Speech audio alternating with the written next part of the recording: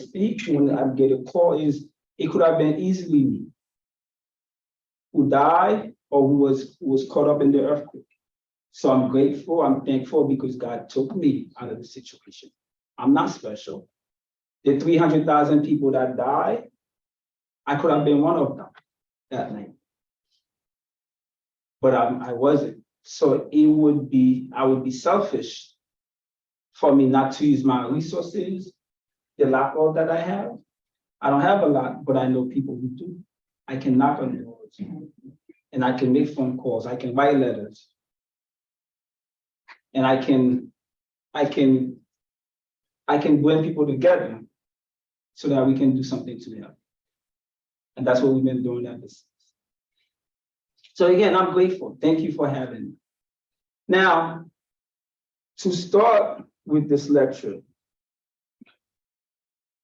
I did not do a PowerPoint. I don't like PowerPoints.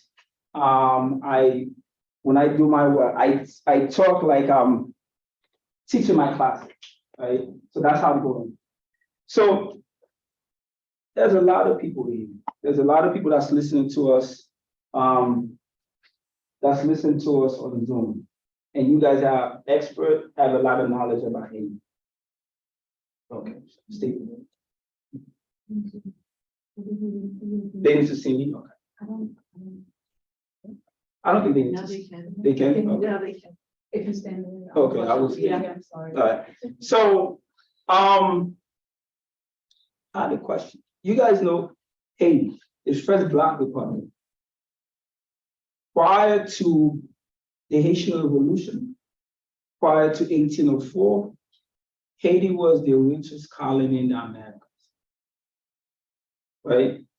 The story we've been told in our great history book in America is Columbus discovered Haiti, Saint Domingue, right? We know that's not true. Because how can you discover and live something when somebody was already there, living there, saying that, well, we discovered Saint Domingue when there was Taínos already living in Haiti. But that's okay. We let that slide. Then they brought up people from Africa. They made them suffer. They beat them. And we made them billions and trillions of dollars on the back of our ancestors. When we finally got the strength to fight, to get our independence, and how many of our people that they killed, that wasn't enough. They wanted to make sure that we suffer for that day. And that's what happened. So the question I have for you today is think about it. When you hear all these things that are going on in Haiti since 1804, right? Close to 200 something years, 218, 217 years, we will be celebrating in January 2023. Is Haiti paying for its sin? What is the price of freedom? Was this revolution worth it? That's what I want you to think about. The effort of Jean-Jacques Dessalines, Toussaint Louverture, and all those great leaders, Bookman, right? All these great leaders that fought in the Haitian Revolution, that died for the Haitian to get the Black people freedom in the Americas. Was their effort worth it?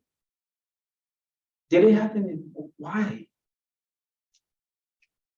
Did they have to die for this to happen? And they giving their life for this to happen, was it worth it?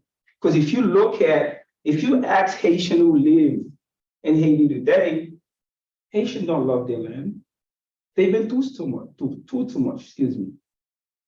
They don't love Haiti. Because if you do a survey today, you survey 100% of the Haitian population.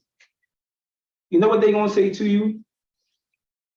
And if you survey them, you say, would you rather stay in Haiti or leave? What do you think they're gonna say to you? Leave. So they don't love Haiti. Why?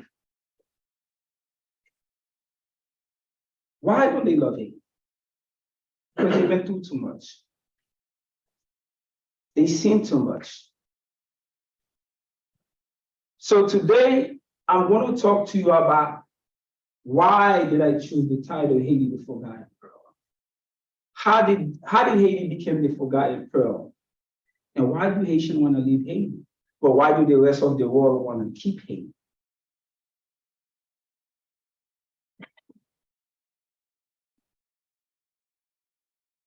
How can a country be the richest in America and 200 years later considered the poorest? That's one of the major questions I've been asking when I do my lectures, when I talk to my students about Haiti. How did that happen? Well, I'm going to try to answer. I don't have all the answers. When I tell you, was the Haitian Revolution being the first Black Republic, was it a sin that Haiti is paying for? I don't know. I can't answer that. And when I say when Toussaint Louverture and Jean-Jacques Dessalines died for Haiti, was it worth it? I can't answer that because I wasn't enslaved. So I don't know what they went through. I can only imagine what they was going through. So was the effort and was it in vain? I can't answer that. But what I can tell you is what my brothers, what my grandparents, what my cousins are going through right now in Haiti. I can talk about that. They share these stories with me. What my students who I work with in Haiti, from the community that we support, what they share with me, I can look at what they're going through and say, maybe it wasn't worth it. I don't know. But I don't have the answer because I don't have all the answers. I can only educate and talk about it. Hopefully you guys will, maybe you guys have the answers, or maybe you'll think about it. If you don't take anything away from this lecture, what I want you to do is ask yourself that question every day. What is the price of freedom? Was the Haitian Revolution being the first Black Republic in the Americas worth it, excuse me. So what happened after 1804? Well, there's 5 things I'm going to focus on today. I'm going to talk the division among the Haitians, lack of education, the international communities, mainly the 3 major players, France, America, and Dominican Republic. And lastly, I will talk a little bit about the Haitian government and natural disasters. Those are the things that impact, that are put Haiti on the situation that it is in today. Most of you already know the history of Haiti. We got our independence in 1804. Jean-Jacques Dessalines became the first president of Haiti. He was president for 2 years. In 1806, he was assassinated by his own people. Think about it. So as you can see, and if you study the Haitian Revolution, you see there were a lot of mistakes that was made, but they did the best they could with what they had. The world was not ready for Haiti to be the first Black Republic. Because what was slavery? What was slavery? At the time of the early 1800s, even up to the early 1900s, what was slavery? Slavery was a business. It was a $1 trillion industry. That was the world economy. And what Haiti did and what happened in Saint Domingue impacted the world economy. And the world powers was not going to allow that to take place. If you mess with our money, you got to pay. You know it. It happened today still on a different level. We friends, but don't mess with my money. Am I lying? Don't It's always about their bottom line.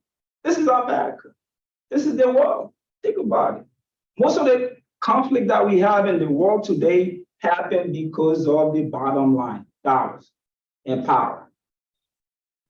And how dare you, these Africans, these Black Africans, these slaves, going to mess the world power, the world bottom line. How dare they? They have to suffer. How dare you kill so many white people? But how many of us did they kill? Woodrow Wilson say Haitian killed too many white people, they have to pay. This was Woodrow Wilson, American president. They have to pay for what they've done.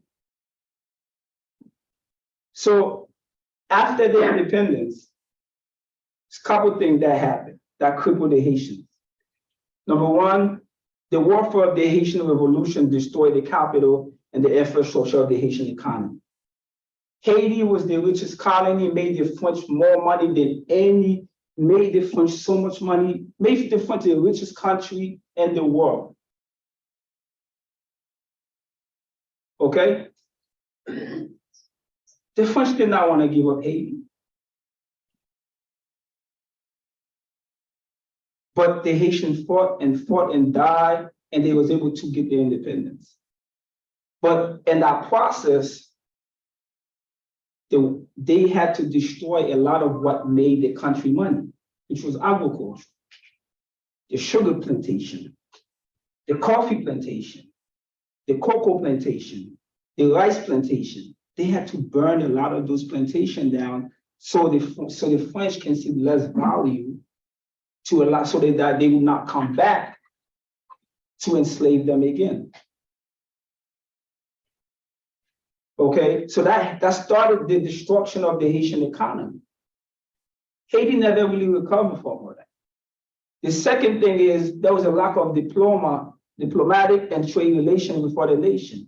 After Haiti got their independence, the world blackballed Haiti.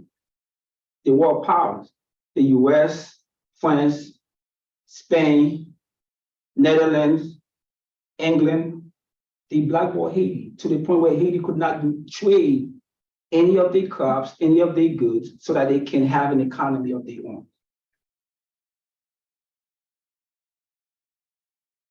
Thirdly, there was a lack of foreign investor, both foreign and domestically. What does that mean? The world did not want to mess with Haiti. Haiti was in an island by itself, and they had to figure it out. So those are some of the key things that started the destruction of Haiti in terms of the economy of the Haitian, the economy of the country. How did Haiti get their independence? Haitians had to unite.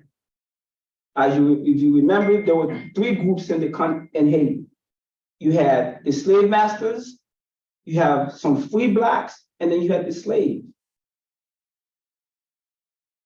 The free blacks were mulattoes. So you had slave masters up here, you had the free blacks down here, and then you had the slave down here. But remember, the free blacks never had the same right with the slave masters. They always were considered second citizens. So in order for the revolution to be successful, the free blacks and the slave had to unite for them to fight against the slave masters to win their independence. But what happened right after that? They divided. Because the free blacks really never look at the slave, the blacks, the dark skin, the one that look like me, as equal. And the wealth of the country, they say those were the wealth of their fathers and their mothers, and the wealth belonged to them. So once that happened, all the wealth went with the free blacks and the mulattoes, and the rest of the free blacks had to fend for themselves. Jean-Jacques Dessalines became president, but he was a dark skin. He was a dark-skinned slave. While he united with the free blacks who were mulattoes and all that, they didn't want to listen. They didn't want to take order from a black former slave. They assassinated him. So this is, as you can see what was going on at that time, that Haiti was in the path of destruction.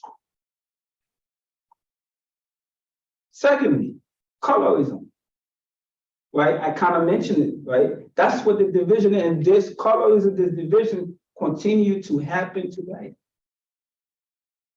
Right? You have the light-skinned Haitians who are still the free blacks or the mulattoes against the darker-skinned Haitians.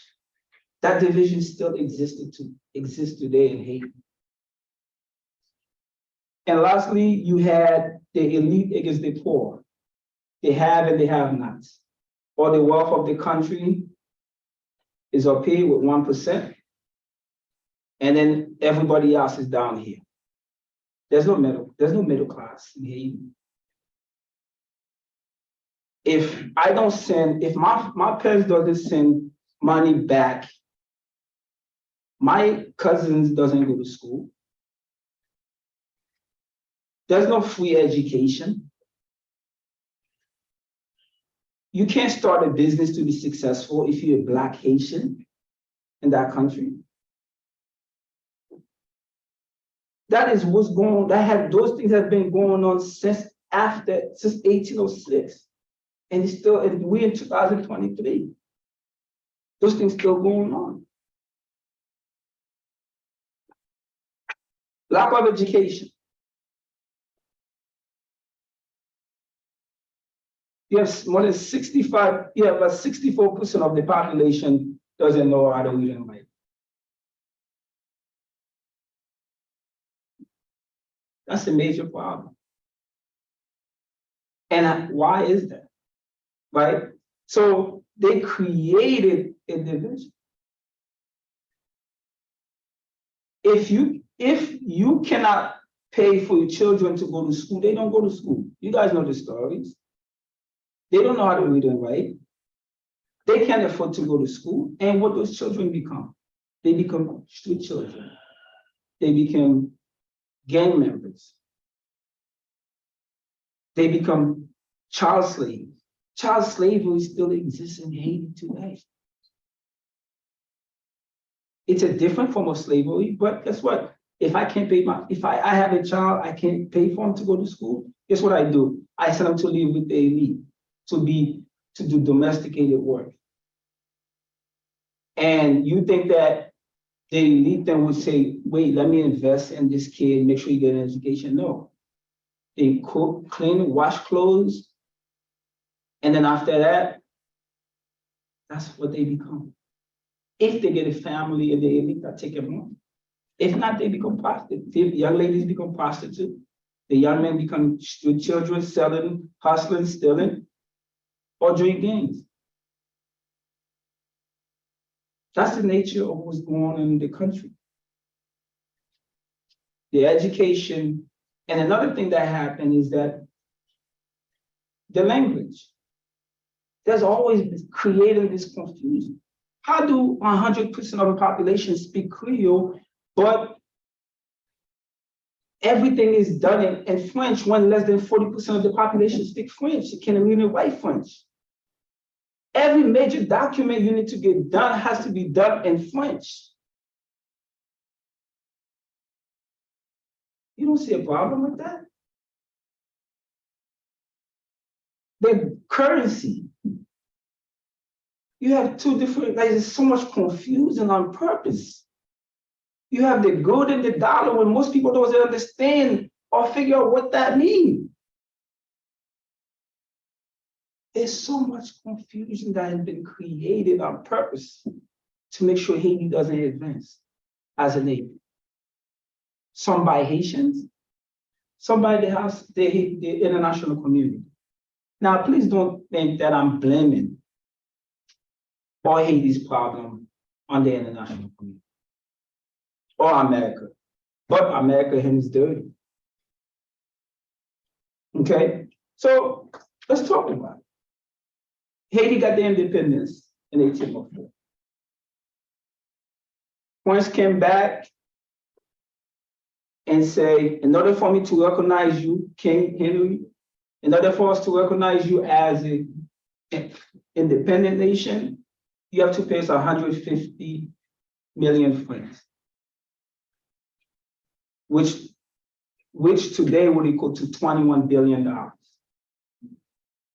The last payment of that debt was made in 1947. That's how much money Haiti had to pay to the French. Is freedom free? At what cost will you fight? To get your freedom? So as we walk in this great land, somebody paid for us to be here to be free. Whether it's with their lives or financially, somebody paid. Always think of it. Always think about that.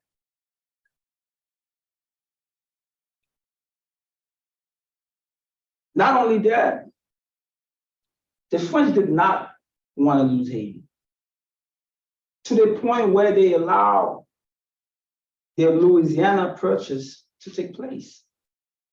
You guys know about the Louisiana Purchase, right? Which doubled the size, tripled the size of America. But Haiti never done anything for America. You won't read about that in American history book. The American media will never say how Haiti helped America. They will say Haiti's Islam is the poorest nation in the world. Those are the labels they put against us. We are educated, and we illegal immigrants who's running away from our home. But wow, how did we get here? So the Louisiana Purchase took place because French wanted to put all their resources when they was losing the war against the Haitians. They couldn't fund it anymore. They let the Louisiana, they sold that side of the land, that side of the country to America so that they can pay for the war against Haiti. And they still lost. But Haiti paid for it. Think about it. I came to your house, me and my friends and my bully friends, and I enslaved you. I took over everything you have. I beat you, rape your sons, rape your daughters, kill your family member. And you finally got the courage to say, you're gonna stand up against me and fight. And you finally beat me and you kicked me out of your house. And I come back to you, I want to get all my family members. I say, if you don't pay me, I'm going to enslave you again. And you have to pay me billions of dollars for hundreds of years. How does that sound? Can you imagine if somebody did that to one of those world powers? Can you imagine if another nation did that to America? I don't think so. So those are the things that Haiti, so when we talk about the forgotten pearl, when we talk about if Haiti's paying for its sins, when we talk about what is the price of freedom, is freedom free? You have to ask yourself. Wow. Well, 1804, 1862 was when they finally acknowledged Haiti as a free nation, as an independent nation. America wasn't going to allow that to happen. But why did you think America refused to acknowledge Haiti as a free independent nation? Why do you think that? Anybody can answer. Why did you think that? The United States was a slaveholding country. Thank you, Mr. White. You're too smart, you shouldn't be here. I want to hear from my friends. Right? Exactly. They was not going to empower Haiti. The world was not going through a parade for Haiti. Because slavery was going on all over America. Not just in America, but all South America, right? The Haitian Revolution, what happened in Haiti did not just help Haitians, it shifted the movement of slavery throughout the world. Any country in the Americas that had slaves, Haiti impact them, whether it was through weapon, money, soldiers. They impact you in slavery. All this great slave revolution you heard from here, all these great slave abolishers that you heard from here, all of them are modeled after the Haitian Revolution. If any of you ever been to Venezuela, in the capital of Venezuela, there's a statue of a Haitian slave soldier who was there to help fight, to help free the Venezuela, to help Venezuela get their independence. Because they had slaves there, they wanted to get out of slavery. Haiti gave every country that had slave money, weapon, soldier to fight to get out of slavery. And then another thing they did here in America, any slave here in America who wanted to leave America, they welcomed them in Haiti. And when they come, they say, come, we're going to give you land, we're going to give you a home so you can start to establish yourself. That's what was going on. But what Haiti did was they spit on the world's face and they had to pay for it. It was a crime they committed. And no, you cannot place what kind of punishment that Haiti have to pay or have to deal with because of what happened in 18. It was the biggest crime that they could have committed. Okay. In 1915, the US invaded Haiti, killed 50,000 Haitians.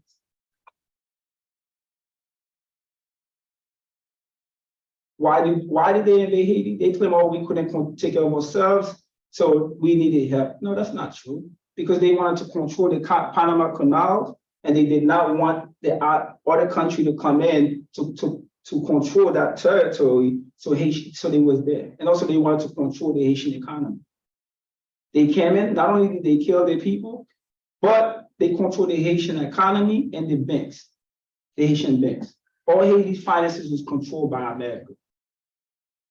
They was there from 1915. The Marine left in 1934, but however, America never left. When I say the military left, but America never left. Because after 1915, America has been controlling everything that happened in Haiti. From who become president, what kind of policy that we put in place. They have been controlling it ever since. They handpick every president that we have, including our famous Duvaliers. Maybe the son they didn't handpick, but the father they handpicked. Okay? America never left. And not only did they invaded Haiti, but they also invaded Dominican Republic 7 years after. Okay, but this lecture is not about what happened in Dominican Republic. It's what happened in Haiti. So America destroyed Haiti in so many ways. They destroyed the Haitian agriculture, the Clintons. In the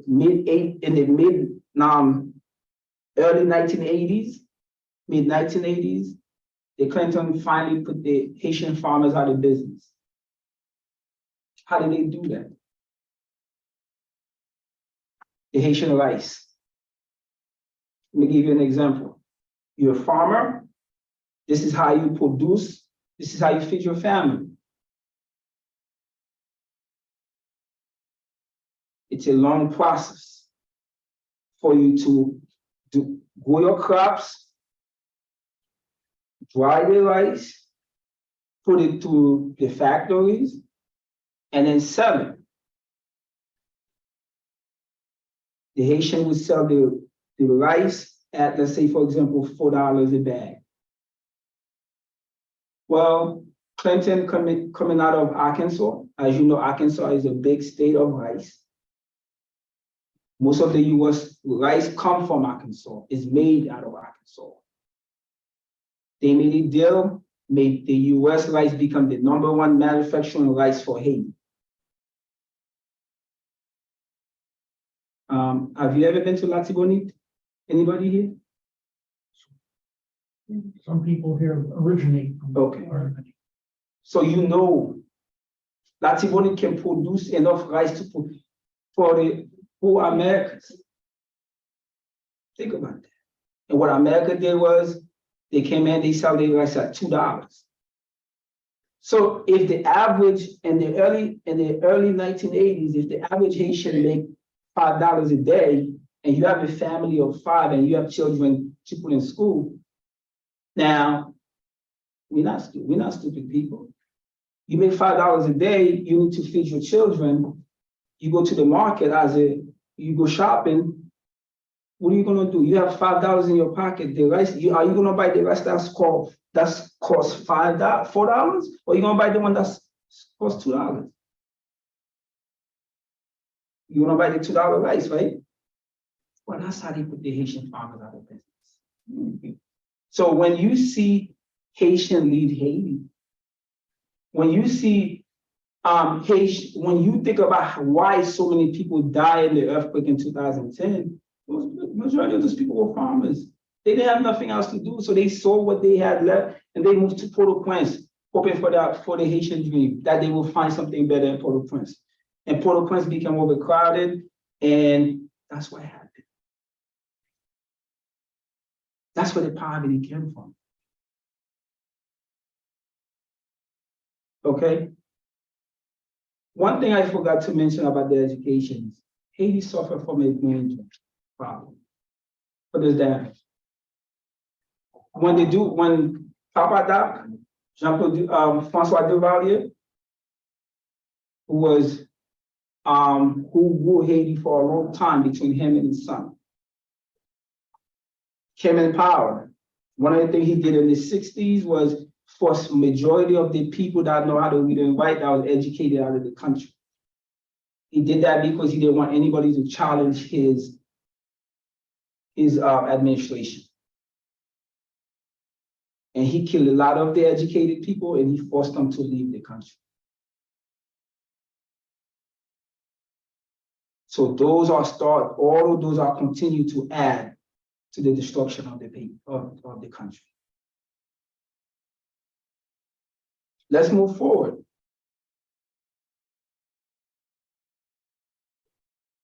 Haiti is a democratic government country.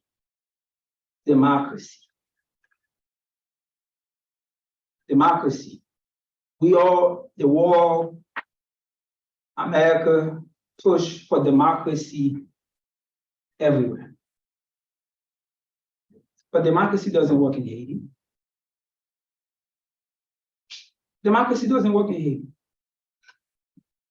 The style of democracy that the United States want for Haiti does not work. It hasn't worked. And you can see it in 1991 when Ice-T became president. The first elected Haitian president voted on by the people, for the people. Lasted less than a year and a half in office. Popular democracy does not work in Haiti because the US does not allow it to work. Because if you want democracy, if you want popular democracy to work in Haiti, you have to let the Haitians do their own democracy without you interfering into the democracy. So if any president, anyone who wants to run for president in Haiti, if you are not supported or in favor of the United States government, they will not allow you to succeed. You see it so many times. You see it with Michel Martelly. Michel Martelly should have never become president of Haiti. Michel Martelly, for you guys who don't know, he's an artist, a singer, a mulatto, who became president after the earthquake in 2011, correct? And he didn't win the election. Monegat won the election. But the US did not want Monegat to become president. They did what they did, and Michel Martelly became president. And guess what happened to good? Martelly is not only he's a citizen, but he's a drug dealer. He's been selling drugs with the Colombians for 20 years. I'm not the one that's saying it. It's his name just came out from a list by Canada as Haitian politician who've been funding gangs and selling drugs. This is everything I'm telling you is true. I'm not making none of this up. So when you're telling me, oh yes, we have to be a democrat, we have to have democracy in Haiti, let us have democracy, but let us do it our way. Not because not the way you wanted us to do it, because it's going to benefit you. Because what works here in America doesn't work in Haiti. It doesn't work in Iraq. It doesn't work in Syria. It doesn't work in Afghanistan. So if you want democracy, let the people of those countries figure out the democracy the way they want it.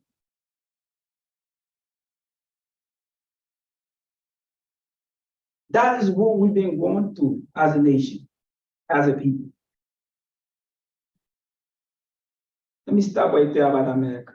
How much time do I have? I'm sorry, I know. Okay. Question. Okay, good. Let's talk about Dominican Republic, our neighbor that we share island with.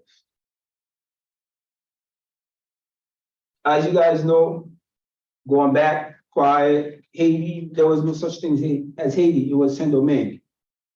That's what the island was called.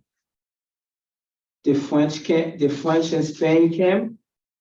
French took one side. Spain took the other side. Both the islands are the people that came there. Both islands had slaves. Okay. Slave was brought from Africa by French to Haiti. Slave was brought from Africa by Spain to Dominican Republic. Well, this is an island that share country. I'm sorry, we in Lake New Jersey? What is the closest town, the next town over? Middletown. Middletown. Dominican Republic and Haiti are like Lancourt and Middletown. That close to each other. But when you hear all the stuff that's going on in Haiti, you never hear none of it that's going on in Dominican Republic. Why do they have such a bad relationship? How did it get to this point? Well, let me share a little bit of light. Haiti got their independence, and Haiti have freed the whole island from slavery. Okay. In 1822, Haiti established control of the whole island, both Dominican Republic and Haiti, controlling the economy of both countries. All right. Now, there was a lot of unfair things that happened. There was a thing that when whoever was the president at the time of Haiti did to people of the Dominican Republic that I don't agree with, I will never support. However, 22 years later, Dominican Republic got their independence from Haiti. Yes, they did get their independence from Haiti. Okay, not Spain. I want you guys to understand that is fact. People, they don't talk about that. It is fact. Dominican Republic did get its independence from Haiti in 1844. But the thing that we understand is that both islands are slave descended from Africa, blacks, right? The issue with Dominican Republic is that the fact that today, Dominican majority, and I don't speak for all Dominicans. I have a lot of friends with Dominican. I know a lot of Dominicans who are friends of Haiti that support Haitian. The bad blood, the issue started all because of that. Okay, and there's also the fact that, colorism is a major factor in those islands. Majority of Dominicans reject the idea that they are African. Colorism is a big issue in Dominican Republic, where even if you are a true citizen born of Dominican Republic, if you are a dark-skinned Dominican, you consider second-class citizen. And this is coming from friends and people that I know. That's how they tell, what they tell, right? The colorism issue is everywhere. We know that it's here in America, it's in the Caribbean, it's in Africa. We do it to ourselves often. To the point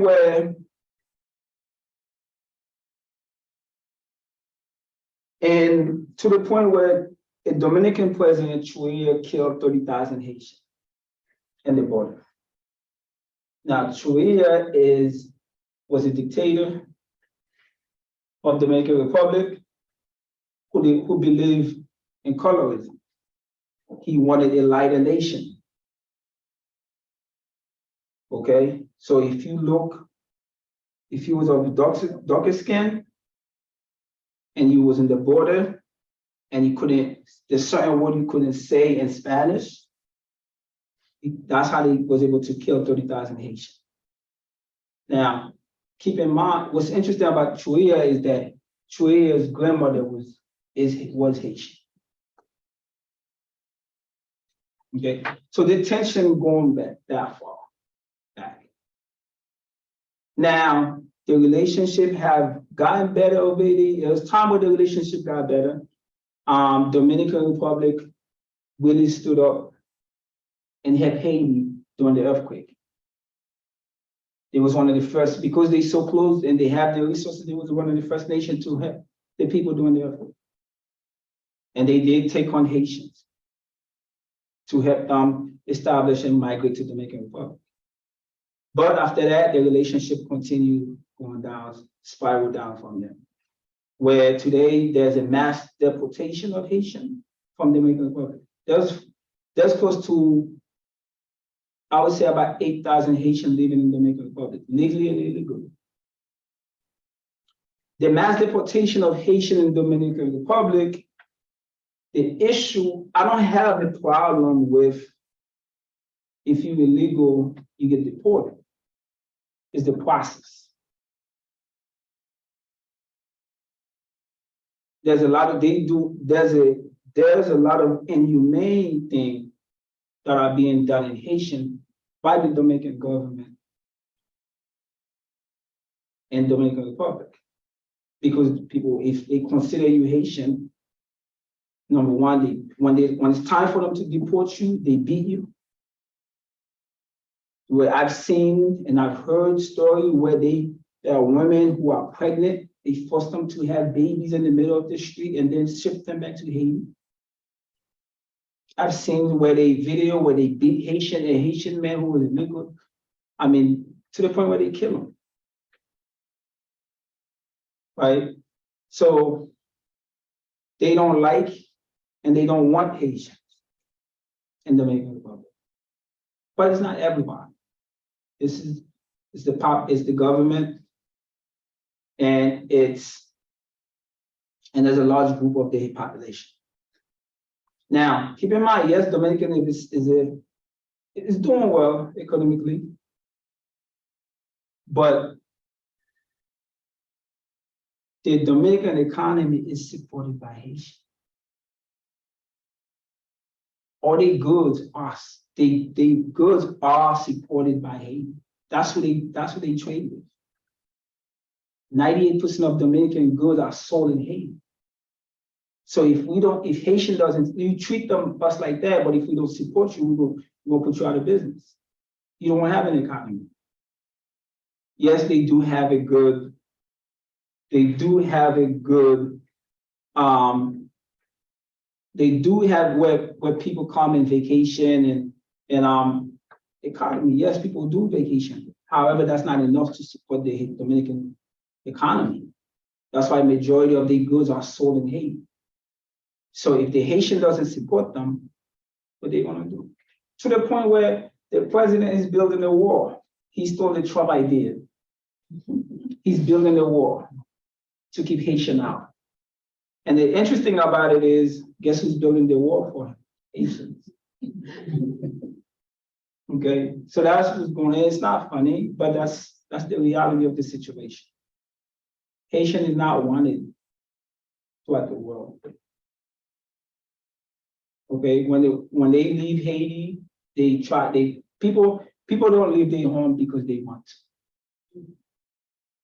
Okay, people leave their home because things are not good. They want an opportunity to survive. Okay, and majority of Haitian, when they migrate to this country, they don't go there to cause problem. They go there to find job. And then if they find the opportunity, they fight upward mobility. Okay, where they become successful.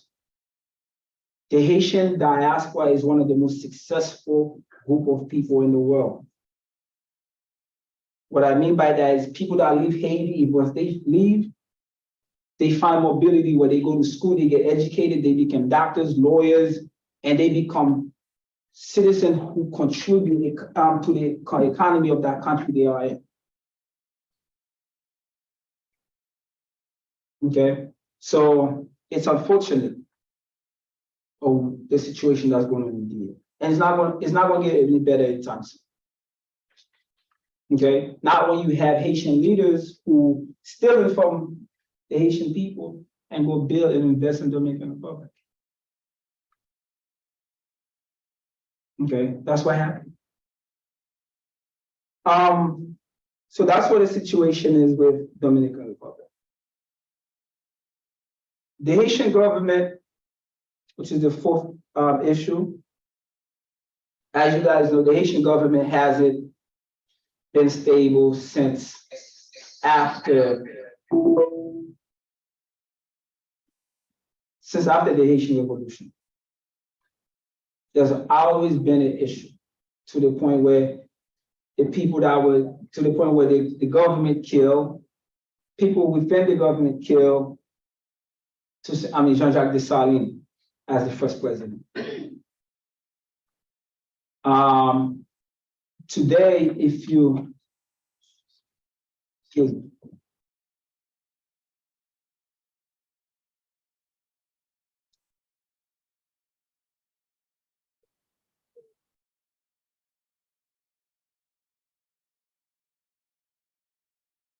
There's always an issue with the Haitian government, from coup d'etat of president to assassination of president. In the history of Haiti, we had 5 presidents who was assassinated while in office. The last one was Jovenel Moïse. Okay, Jean-Jacques Dessalines was the first Haitian president who was assassinated, and then you have it's the list right here. Jovenel Moïse was the last one who was assassinated last year in his home in front of his wife while his children were in the other room. So there's a lot of issues. There's issue with senators. There's issue with the Justice Department. There's issue with the police system. There's a lot of issue in turmoil in the country as a whole, but the government doesn't make it better. There has always been poor leadership in Haiti. Now, you can say that, I'll say that because there's a lot of pressure from the outside, where they have to do what is not, there's always pressure for them not to do what's right for the country. Now, you have a choice. I don't excuse that. We have a choice. God gave us the ability to choose. Right? Free will. Right? So what I mean by that is no matter how much pressure, you should always do what's best for your people. And some of these people, they would rather sell their soul for some money before they do what's right for the people. And you can see that now. You see that with the assassination of Jovenel Moïse, our last president, where these politicians sold their soul because they disagree with them. And the mulattoes, the elite, they bought these politicians' souls. Do you know how politics work in Haiti right now? How the elite control the politicians and their gains? It's a three-tier system. You have this 12 family that control the economy of Haiti. Each of these family own a group of senators who then own a group of gangs. That's how the system works. For example, as of 2 days ago, there's Bijou, who's the richest man in Haiti. But he's not Haitian, by the way. He's a Jew. He's a Jewish man who does all his business in Haiti. He actually was just named one of the people who was actually came on that list where Canada put sanction against them for funding gangs in Haiti. It's a lot of problems. It's a lot of issues. So when you talk about how Haiti become so poor, you can see there's a lot. And lastly, you have natural disasters. Since 1684 to today, Haiti has experienced a natural disaster. Every 2 years, every 4 years, every other year. Whether it's an earthquake, whether it's a hurricane, whether if it's a flood, Haiti experienced natural disaster that contribute to Haiti's demise. So you have 5 major factors that the people are fighting, the country are fighting. And natural disaster, look, at the end of the day, there's not much the people can do about it. I mean, all you can do is prepare and have the resources. But you know where we're far away from ever having the resources to, the emergency system in place that we need to deal with natural disaster. But we can control this. But there's those other factors that contribute to the demise of the country. We can fight those. We can change those. The last earthquake we had was last year in the South, where about 800 to 1,000 people died in that earthquake. So when we talk about Haiti, is Haiti cursed? Yeah. Oh, you say yes? Oh, I'm sorry. Is Haiti cursed? Is Haiti paying for this sin? And this sin, the Haitian Revolution? Or is Haiti paying for their freedom? Is Haiti paying for being the first? I'll let you form your own opinion and answer those questions you all. Thank you for having any questions.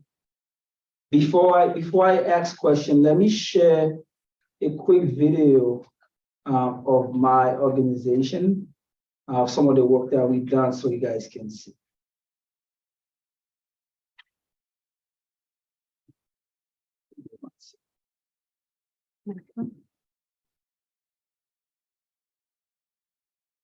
You know what? Why don't we just move to questions? Any questions? If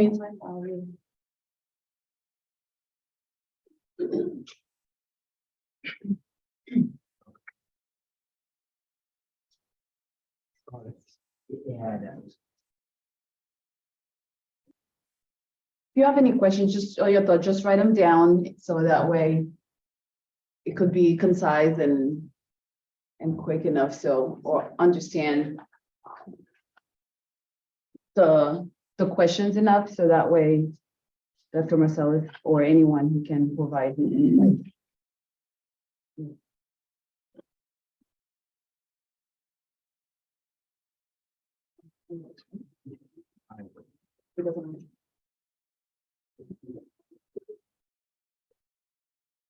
Yes. There's one switch on.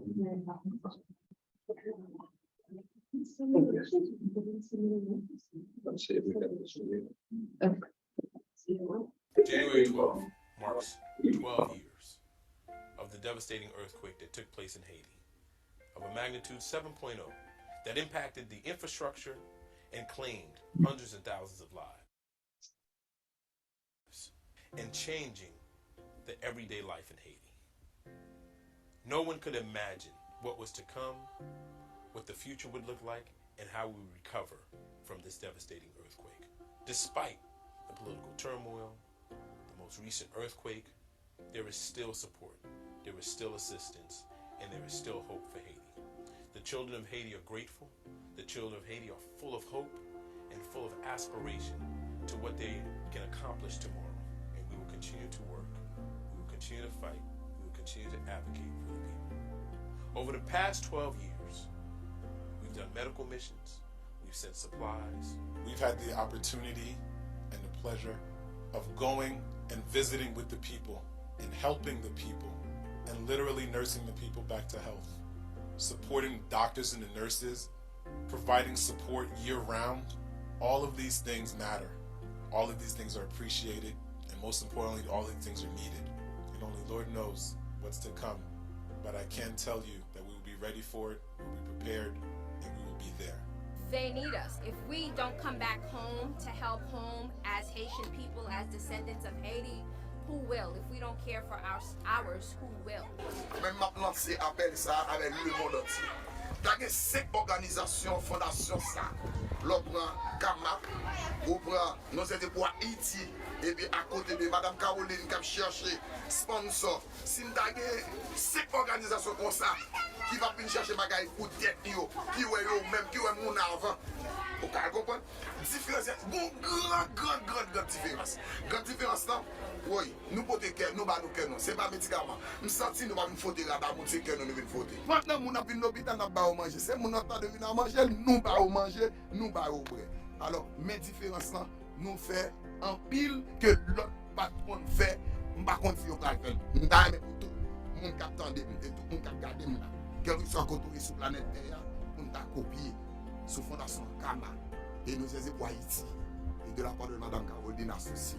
Si nous copions Haïti associé et le monde a changé avec ça. We would have not been able to accomplish everything that we have done, or the people that we have helped, or the children we have touched. None of those things would have not been possible without your support and your help and your prayer. Thank you so much. May God bless you. Continue to support us. Continue to pray for us. Again, thank you so much from the bottom of our heart.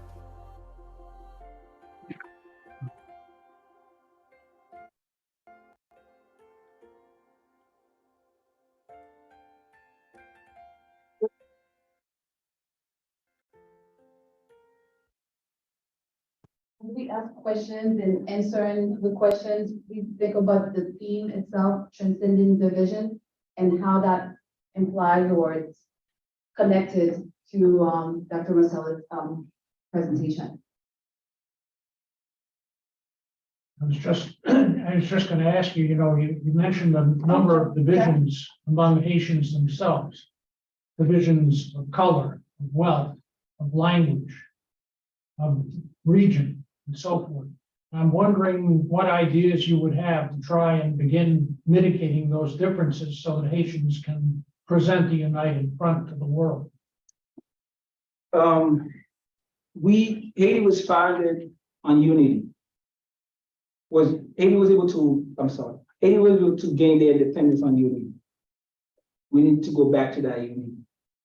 Regardless of whether it's colorism, whether it's wealth, whether it's to language, we need to unite as a people. That's the first thing I need to preach. Let's put Haiti first. Let's put country first. And we haven't done that since the Haitian Revolution as Haitian people. So that would be the way that's the first thing I would think we would need to do as Haitian to start to deal with those issues. Because look, the world not going to solve our problem for us.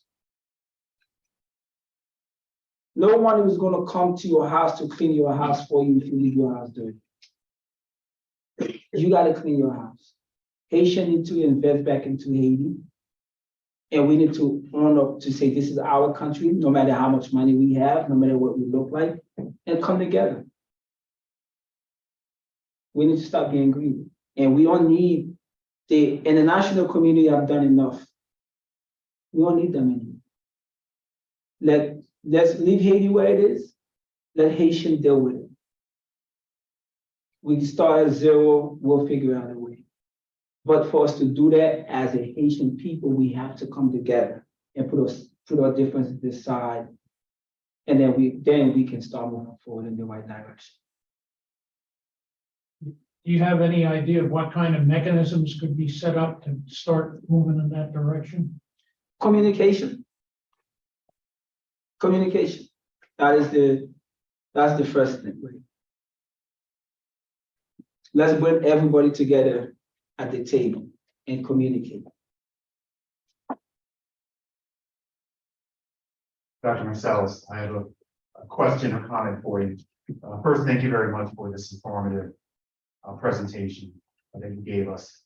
It filled in a lot of the history that I was never taught in the generation I come from. And thank you very much for addressing the connection between Haiti and the Dominican Republic. I can recall back, I must have been the end of my high school year going into college before it was ever presented to us in the classroom that Haiti and the Dominican Republic were on the same island. Haiti was always presented as it was a lone island by itself, out in the ocean someplace with no connection to anything else. So that was very fascinating. And you know, when I continue to work on the learning deficits that I've had from our school system here, that was a huge one. They also gave us maps that always showed the United States bigger than the entire continent of Africa. So and I just wanted to include that comment. I wanted to thank you for making that connection and filling in so much of the missing information that we're just not presenting. Thank you. Thank you. Just to a comment, you know, a lot of people don't know Haiti's a Caribbean country. They don't know Haiti's is right. Haiti's three hours from here. Haiti is 45 minutes from Miami.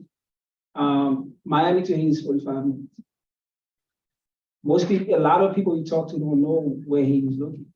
People like, Haiti, next to Dominican Republic? No. People thought Haiti was somewhere now. A lot of people you talk to think Haiti's a far lost land where that's not in the Caribbean. Haiti's a Caribbean country. The only reason why we're an Hispanic speaking country too. The only reason why we don't speak Spanish is because we were conquered by the French. Because Cuba, Dominican Republic, Puerto Rico, Cuba, all the way up to South America. That's the only reason why we don't speak Spanish, is because who we was enslaved by. You mentioned something about US-based policies. Both the Dominican Republic and Haiti are heavily influenced by US policies. So why would you, how would you, well, the question is, why is it the Dominican Republic is able to thrive in terms of the economy, but Haiti is not? Would you say is it because their policy favors the Dominican Republic better than Haiti? I would say so. I think so. In a lot of ways, they thrive, and then also the history. The history has a lot to do with it. Now, I want you guys to think that Haiti is not a poor country. Don't be fooled. Still today, Haiti is still rich, because there's no way all these natural resources have been destroyed. The thing is, we poor and we lack of resources to take advantages of those natural resources that we have that made us rich a long time ago. Okay, and also, like I said before, we don't need US policies. Okay, we don't need US to run our elections and pick our presidents. Think about it. Look, the US turned their back against Jovenel Moïse when they find out he was communicating with Putin to look for resources for his country. Okay? Nothing happened in Haiti without the US say it's okay. That's what we've been dealing with. So any policies that's going to go in effect in Haiti, it has to be approved by American government. So Dominican Republic doesn't have to deal with that. And also the fact that we African, we Black. The 99% of the population are Black, African. Dominican Republic is not the same thing. They are African, but majority of them are not. They don't look like this. It's a big difference. Racism still exists. And what Woodrow Wilson say? Haitian killed so many white folks. Haiti been paying for that. So those policies, US policies will never benefit Haiti. What I say, going back to Mr. Riker's question is, the issue is a Haitian problem. We need to put Haiti first. It's time where we let all this division that have been killing us, let's put them aside and unite. Think about it. Jovenel Moïse got killed going about maybe 15 months. 15 months. We have yet to have an established government. The current prime minister who's in power his name was mentioned as a potential suspect of the group that funded and killed the president. And he's in power. And the only reason why he's still in power is because he is supported by the US government. If that's not proof enough, then I don't know what is.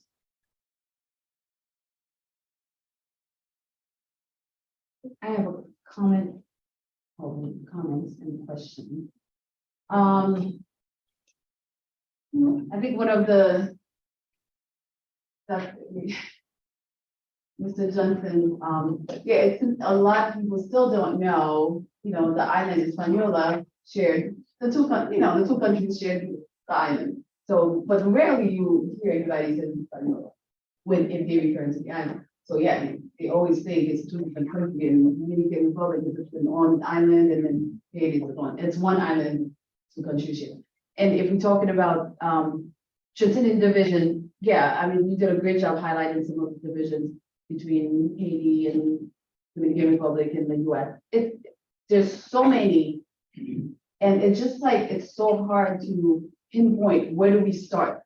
Where does transcendent division, where does Haiti get out of this big mess of division everywhere, in every sector, every discipline, every, area that could promote growth for the country. And one of the, I went to a conference, I was listening to a Haitian economist. One of the things that he said I've never heard before, I mean, well, I think it's true. He said, the country that has the biggest population or that has more people is the richest country.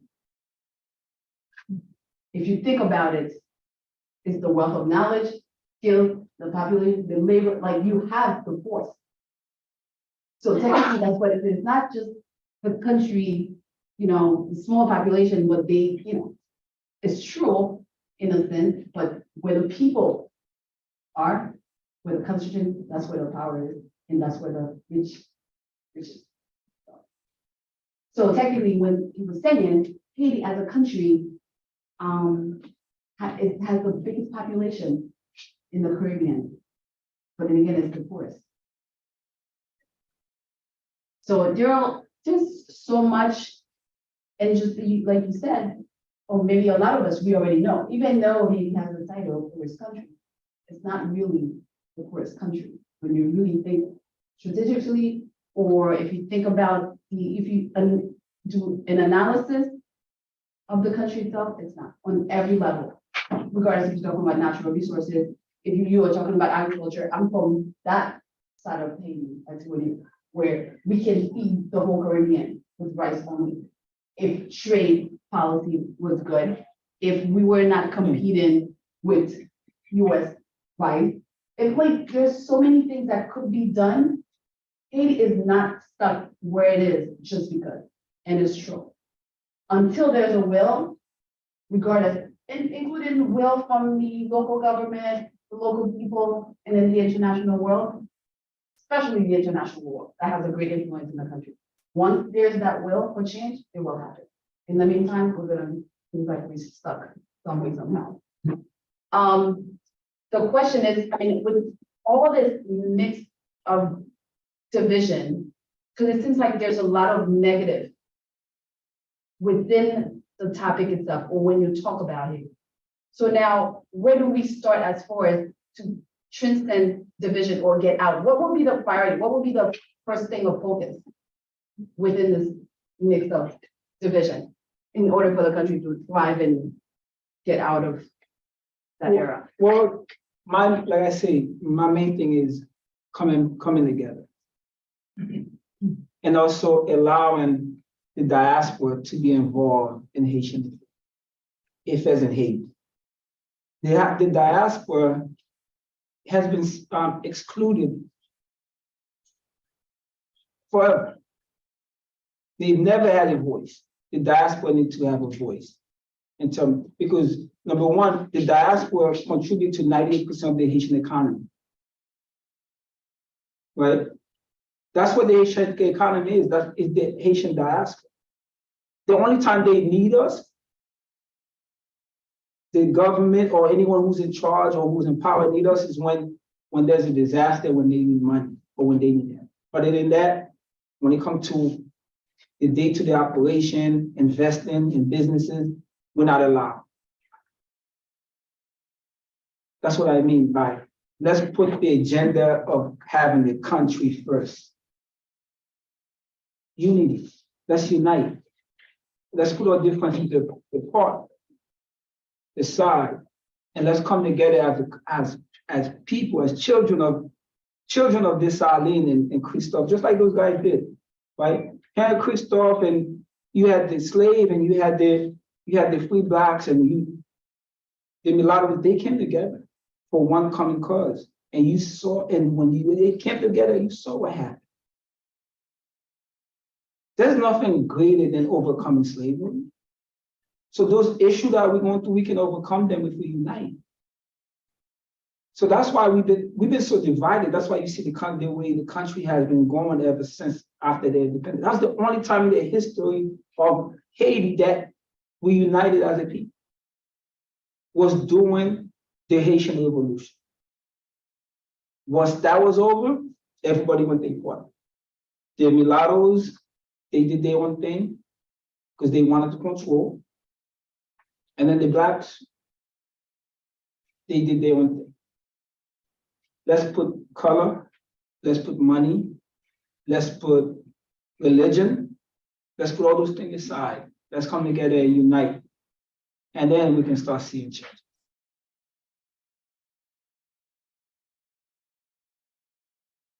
I think we have another group coming into this room Okay. next, so I'm afraid we're out of time for questions.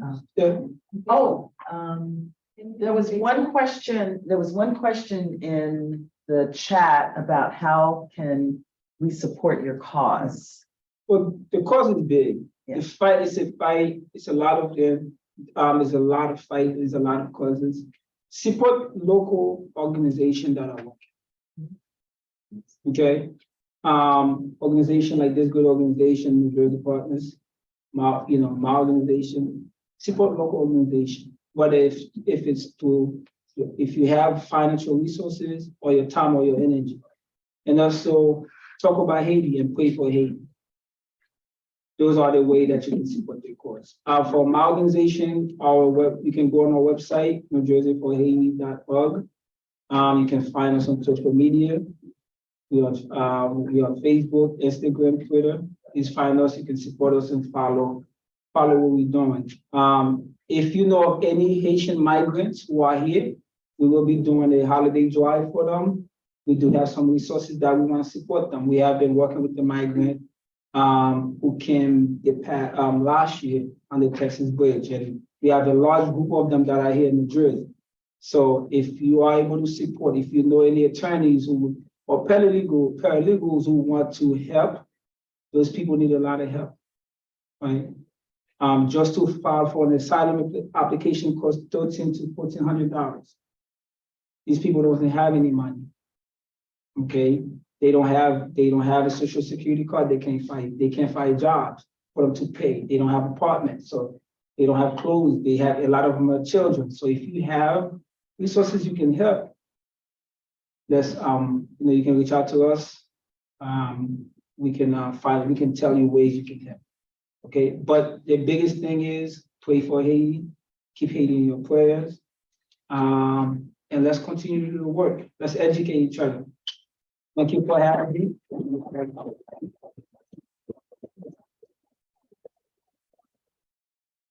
Hey, sorry. Thank you so much, Dr. Marcellus. This was so informative, and like my colleague mentioned, I learned a lot. So thank you for sharing your experience and teaching us more about the history of Haiti. So, and thank you to NJ Haiti Partners, Noreen, Jeff, and all the friends visiting Brookdale this afternoon. We enjoyed having you on your campus, and please don't let this be the last time you visit us here at the college. And that will conclude our event. Thank you very much for coming. And there's more pizza. So, grab a bite before you go. Thank you.